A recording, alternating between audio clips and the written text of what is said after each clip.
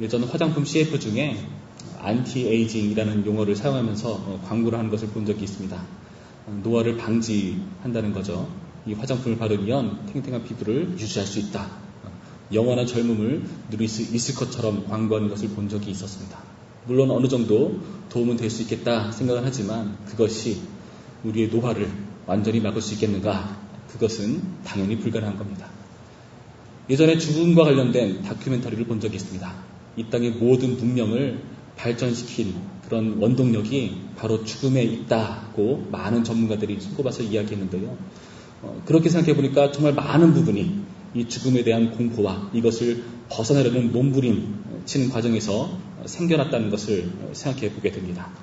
굶어 죽지 않으려고 농업을 발전시켰고 얼어 죽지 않기 위해서 옷과 집을 만들었으며 병들어 죽지 않기 위해서 의학을 발전시키는 그런 모습들을 생각해 보게 되는 것이죠. 그래서 그때의 그 다큐멘터리를 통해서 많은 생각을 하게 되었고요. 그때의 창세기 4장에 가인의 후손에 대한 말씀이 새롭게 깨달아지기도 했습니다. 라멕이라는 사람이 등장하죠. 그 라멕은 어떤 사람이었습니까? 자신의 유익을 위해서 사례를 머뭇거리지 않는 정당화시키는 인물이었고요. 그의 아들이었던 야발, 유발, 두발, 가인이라는 사람들 같은 경우는 가축과 악기와 그리고 많은 기구들을 발전시키는 일들을 했는데요. 그 모든 과정이 결국에는 죽음에 대한 그런 공포와 그것을 벗어나려는 노력에서 비롯되었다는 것을 확인해 보았습니다. 왜 죽음에 대한 공포일까요? 죽음은 어디서 비롯되었죠? 죄로부터 비롯된 것입니다. 하나님께서 죄의 삭스로 죽음이라는 것을 인류 가운데게 그 죽음을 피할 수 없도록 만든 것이고요. 그래서 그것을 피하기 위한 여러 가지 노력을 해가는 과정에서 사람들은 무화과나무 잎으로 자신의 수치를 가르게 한 것이고 그것이 발전되는 과정에서 문명이라는 이름으로 포장된 것이 아닌가 하는 생각을 하게 되었습니다. 그 끝이 바로 11장에 등장하는 바벨탑 사건이죠. 하나님처럼 높아지기 위해서 스스로 하나님으로 살기 위해서 하나님을 의지함으로써 죽음을 극복하겠다가 아니라 오히려 하나님이 아닌 나의 힘으로 죽음을 극복하겠다라는 노력이 하나님처럼 되기 위한 그 모든 문명 발전을 정당화시키는 노력들이 된 것이었다는 것을 저는 성경을 통해서 확인해 보았던 것입니다. 오늘의 본문에서도 마찬가지입니다. 하나님이 아닌 스스로를 의지하면서 살아가려는 인물들을 보여주고 있는데요. 대표적으로 16절 말씀에 이런 말씀이 있습니다. 제가 읽어드립니다. 여호와께서 또 말씀하시되 시온의 딸들이 교만하여 느린 목 정을 통하는 눈으로 다니며 아기작거려 걸으며 발로는 쟁쟁한 소리를 낸다 하시도다. 시온의 딸들이라고 하니까 단순히 여성을 의미하는 것처럼 보이기도 하는데요. 이것은 사실 여성을 빗대어서 보여주고 있는 예루살렘, 이스라엘의 모습인 것을 우리는 문맥을 통해서 확인해 볼 수가 있습니다. 이들은 어떤 모습이었다고 표현합니까? 교만하여 느린 목, 정을 통하는 눈, 교만과 음란으로 이들의 모습이 등장하고 있다는 겁니다. 그래서 그 모습이 굉장히 이상하죠. 아기작거려 걸으며 발로는 쟁쟁한 소리를 낸다. 이게 무슨 의미겠습니까? 18절부터의 말씀을 보시면 이런 표현들이 등장하죠. 그들의 장신구가 어떠한가를 보여주고 있는데요. 이렇게 되어 있습니다.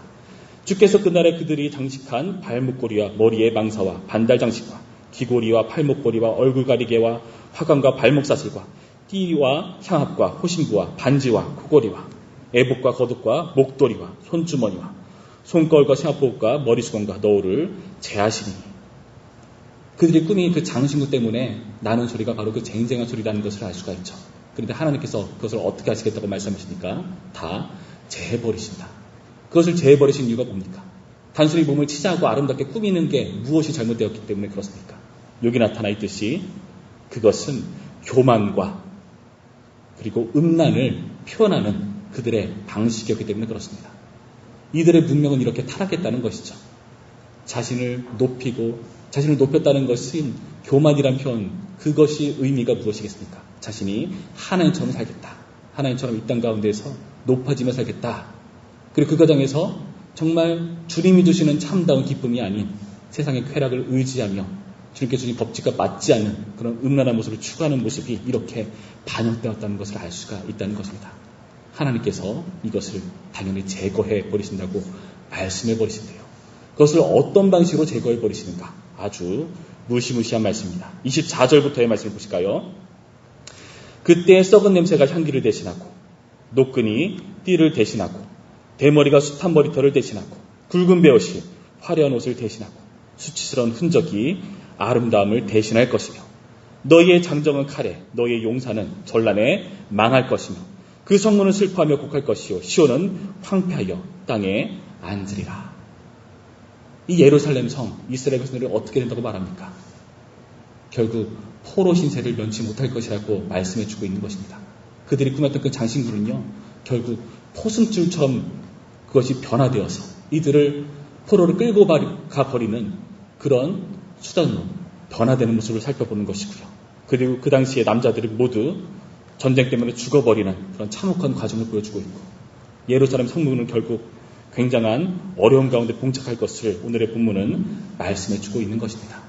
그리고 심지어는 그 모든 과정을 통해서 이 시온의 딸이라고 칭되는 여성은 어떻게 생활하게 되는가 아주 비참한 모습인데요. 4장 1절 말씀을 우리 한 목소리로 읽어봅니다. 시작. 그날에 7 여자가 한 남자를 붙잡고 말하기를 우리가 우리 떡을 먹으며 우리 옷을 입으리니 다만 당신의 이름으로 우리를 부르게 하여 우리가 수치를 변하게 하라 하리라. 아멘. 이들의 모습은 결국 어떻게 됩니까? 이들은요 성의 비율이 맞지 않아서 남자를 차지하기 위한 그런 굉장한 노력들을 하게 된다고 보여주고 있습니다.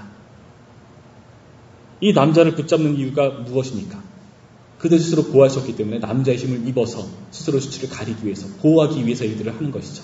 남성이 자기를 보호할 수 있다고 여기니까요. 그런데 그 남성을 유혹하는 이전에 그 아름다웠던 장신구는 모두 사라져버렸으니까 결국 무엇으로 남성을 유혹합니까? 내가 먹고 사는 건 내가 알아서 할 테니까 제발 나를 취해달라. 이렇게 바뀌어버린 것이죠. 이전에는 자신의 아름다움으로 남성을 유혹했다면 이제 그렇게 할 수 있는 거리가 이들에게 존재하지가 않는 겁니다. 아주 비참한 모습인 것이죠. 이 모든 과정을 통해서 이들은 과부가 되고 자식이 없는 그런 굉장한 수치를 당하고 있고 그런 전쟁의 위험 속에 스스로를 보호할 수 없는 그런 비참한 지경에 놓였다는 것을 우리는 살펴보게 되는 것입니다. 여러분 이것을 누가 이렇게 하시다고 말씀해주고 있습니까? 하나님께서 그들이 추구했던 그 아름다운 장신구를 모두 제거해버리셨기 때문에 이런 일들이 발생했다고 말해주고 있다는 것입니다. 여러분 오늘날 우리에게 있어서 이 아름다운 장신구란 무엇이겠습니까? 우리가 아름답다 여겼고 우리에게 도움이 되고 우리에게 정말 중요하다고 여겼던 그런 장신구가 무엇입니까? 우리는 우리의 수치를 가리기 위해서 아무리 멋진 장신구로 포장한다고 한들 그것은 결국 무화과 나뭇잎으로 수치를 가리는 수밖에 되지 않는다는 것을 우리에게 보여주고 있는 것이죠. 무화과 나뭇잎은 바르고 하는 것입니다. 그렇다면 우리의 수치를 가릴 수 있는 것은 무엇입니까? 결국 하나님이 지어주시는 가죽옷, 하나님의 은혜가 있어야 우리가 여기서부터 벗어날 수 있다는 것임을 여러분 명심하시기 바랍니다. 하나님께서 우리가 의지할 수 있는 그런 우리의 진정한 피난처가 되시고요. 우리가 하나님처럼 살기 위해서 교만해지고 음란을 추구하는 그런 모든 과정을 무너뜨리시고 결국 이 하나님을 의지하게 만드시려는 하나님의 의도와 뜻을 우리는 여기서 살펴볼 수가 있는 것입니다. 그것을 보여주는 말씀이죠. 4장 4절 말씀을 함께 봅니다. 이렇게 되어 있습니다. 이는 주께서 심판하는 영과 소멸하는 영으로 시온의 딸들의 더러움을 씻기시며 예루살렘의 피를 그 중에서 청결하게 하실 때가 됨이라. 이 심판과 소멸이 결국 무엇을 하기 위함이라고 밝혀주고 있습니까? 시온의 딸들의 더러움을 씻기신다. 예루살렘의 피를 그 중에서 청결하게 하신다. 하나님의 은혜로 이들의 모든 더러운 이런 수치가 깨끗하게 씻길 수가 있다는 것임을 우리에게 보여주고 있습니다. 하나님을 의지함으로써 우리는 이 모든 과정 가운데서 벗어날 수가 있습니다. 5절부터 6절까지의 말씀입니다. 여호와께서 거하시는 온 시온 산과 모든 지폐 위에 낮이면 구름과 연기, 밤이면 화염의 빛을 만드시고 그 모든 영광 위에 덮개를 두시며 또 초막이 있어서 낮에는 더위를 피하는 그늘을 지으며 또 풍우를 피하여 숨는 것이 되리라. 하나님께서 우리 가운데 거하실 때 일어나는 일이 무엇입니까? 진정한 우리의 피난처가 되시고 우리를 보호하시는 그런 하나님이 되신다는 것을 우리에게 약속해 주고 계시다는 겁니다. 여러분 우리는 무엇을 의지합니까? 우리가 아름답다 추구하는 그런 장신구는 하등 우리의 도움이 되지 않는다는 것을 살펴보게 됩니다. 하나님이 아닌 내가 다른 것을 의지함으로써 내가 높아지겠다. 내가 나의 즐거움을 꾀하며 살아가보겠다 하는 이 모든 것들을 하나님께서 무너뜨리십니다. 결국 누구를 향해서 우리가 의지하는 대상을 찾게 만드시려는 그런 태도일 거예요. 하나님을 의지하게 만들려는 하나님의 의도라는 것을 여러분 오늘의 본문에서 확인해 보시기 바랍니다.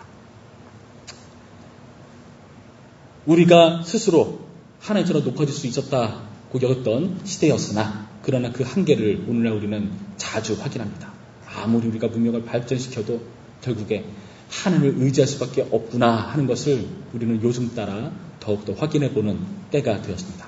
여러분 이때야말로 우리가 다시 한번 나의 신앙의 태도를 돌아보시면서 내가 신앙을 추구했던 것이 단순히 신앙이란 그런 명분을 포장지로 삼아서 하나님을 의지하는 것이 아니라 하나님을 내 뜻대로 조종하여서 나의 뜻을 이루려는 그런 도구로 사용하는 신앙은 아니었는지, 내가 이 태도를 다시금 돌이켜서 하나님을 의지하는 태도로 바뀌어야 되는 그런 중요한 때가 아닌지 그런 돌아보는 그런 태도가 되기를 간절히 바랍니다.